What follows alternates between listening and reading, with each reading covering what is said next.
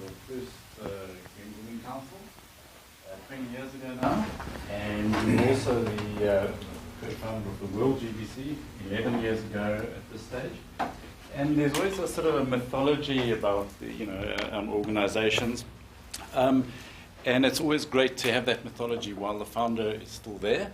And could you tell us about just how it all kind of came together 10 years ago for WorldGBC?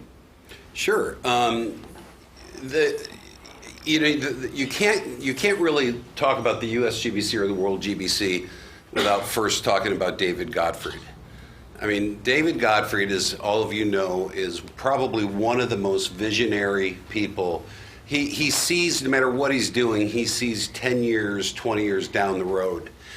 And his vision for what started at USGBC was crystal clear from the first day I met him. And it took us 7 years to get anything that actually looked like USGBC going. Phone didn't ring for 7 years, very little activity, no money. At one point, thank God, David made a lot of money in the building industry because the USGBC took a $40,000 loan from him, which we repaid a few years later. But the idea that everything then was difficult is an understatement. You could not get in the door of a developer. You could not get in the door of a potential. And you mentioned the word green. They immediately thought you were out of your mind. Once USGBC got established, it happened very quickly. And I would say it was 7 years after our birth. This group out of Australia decided that they were very interested. I think it started with Che Wall. Romilly, correct me if I'm wrong. Che, was Maria there then? Che and Maria. You know, a couple of other folks, and I think it was either a conference or a visit to San Francisco. Is that what it was? That started the ball rolling. And, you know, the idea that USGBC was a not-for-profit, that it was a mission-driven organization that was there to transform the market, it was all about sharing information.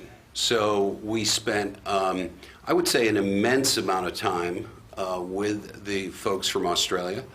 And we were so excited because they took the ball and ran with it. And really within a short period of time, were sharing things back with us that they were doing in their market, which gave us better information that helped us do a better job. And it was kind of a kinetic event.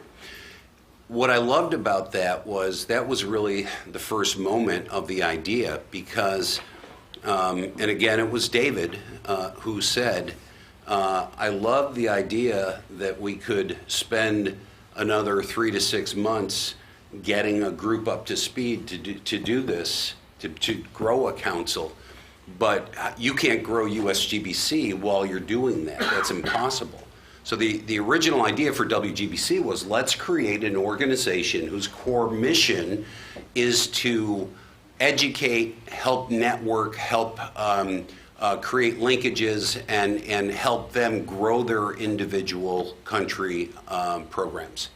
So it was a very simple premise, and then the idea was bring some folks together, people that are interested in developing a country agenda. Some of the earliest people at the table I know were Japan, Spain, Australia, India, and a few others. And that photo, Jane, where are you, Jane? That photo actually is not Austin. I figured it out. That was actually a couple of years later.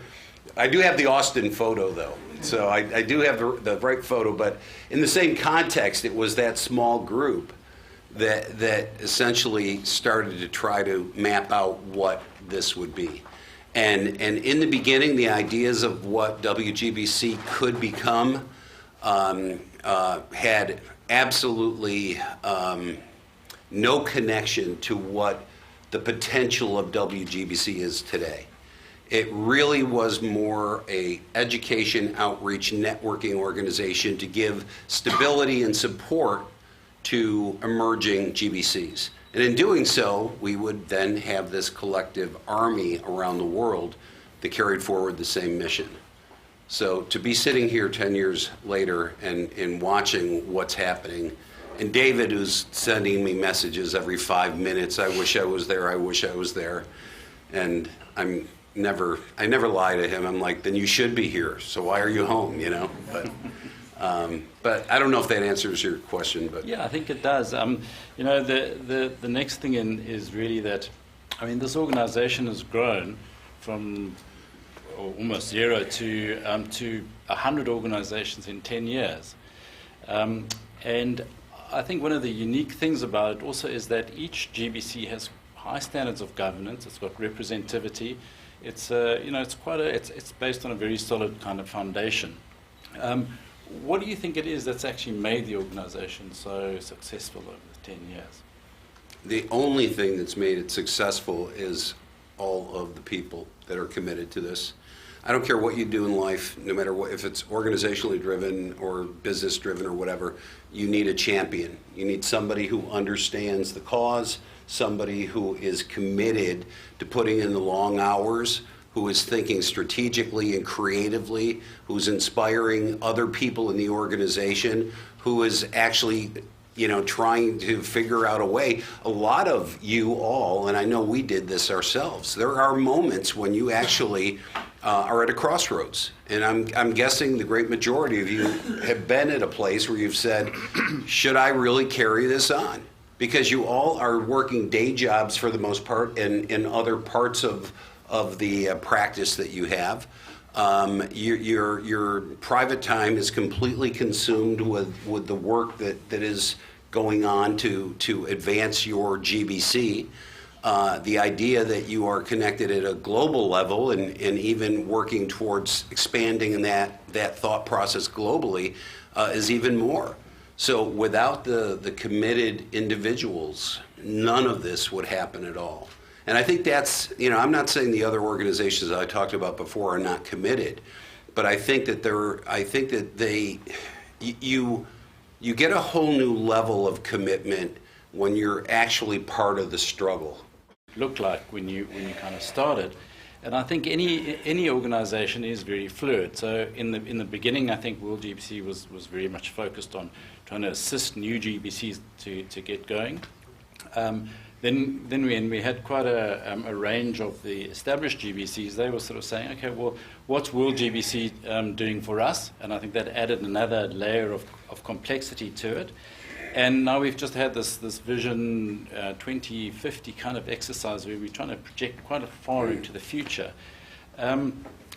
What sort of ideas do you have as to how it will sort of go forward in the future from here? Well, one of the things that we had in our strategic visioning session was conversation around, I just want to use a prop if I can. Thank you for having this here, Jane. I didn't know it would be here. But one of the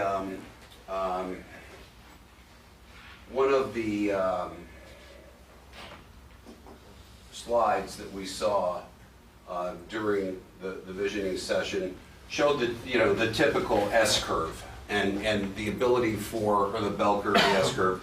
When an organization starts out, it's a very slow, uneventful event. And then all of a sudden they get traction. And I apologize for those that can't see over there, but they get traction at a certain point. You start to get your members, you start to earn some money, advocacy is going well, the market starts to grow, and then there's a very steep kind of upward momentum. In almost every business and NGO model ever, there is this moment, and they call it the chasm.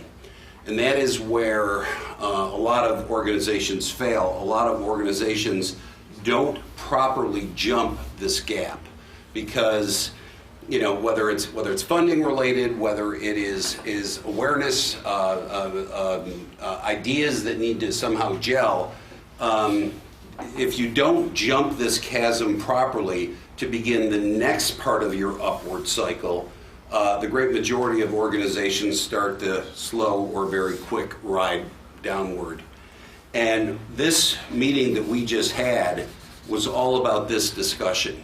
And when we had this discussion, And even though we had a little fun at Shamwari, we did a lot of work as well. When we had that discussion, I think the information that came out was really pretty astounding. You know, the ideas that people had for what WGBC could become so that it doesn't take the slow ride downward, that it actually properly jumps that distance and continues another level of upward climbing. And that, to me, when we talked about some of those ideas, we talked about you know, some of the programs we've heard today, the metrics ideas for WGBC to be a collector of data and properly get that out to the markets that need it, to create financing structures and you know, programs like Green Schools and others, that we have a pretty vibrant agenda. And more than that, I think we have an agenda that people are interested in, and when they're interested in it, they will finance it and support it in ways that you might not get from other. Rick, I think the last question, because I think we probably need to wrap, but you've seen the development from absolute word go right through to the success of the USGBC and a whole lot of others. But you said in the beginning there that you spent about 7 years and the phone didn't ring. Mm-hmm. Do you have any particular advice for anybody in a GBC who's sitting there waiting for the phone to ring? Yeah, if you're waiting 7 years today, you're waiting too long. That's what I would say. The beauty, you know, sometimes it's actually wonderful to be late to the party, because in an organization like this, you actually have the collective wisdom of thousands of people in 20 years to immediately jump on and seize the day with. And the beauty about this group of people is its ability to take information, to immediately share it in real time, to give you the tools, the ideas, the graphics, the programs, the marketing, whatever it is, because at the end of the day, this is whether it's individually or not, we are not private corporations. Our mission is to transform the market and to share this agenda with as many people as possible. So as we are able to do that, I think we are going to succeed in a very big way with what we're trying to accomplish in this world. Thanks very much, Rick. I think we need to close it there. Thanks. Thank you.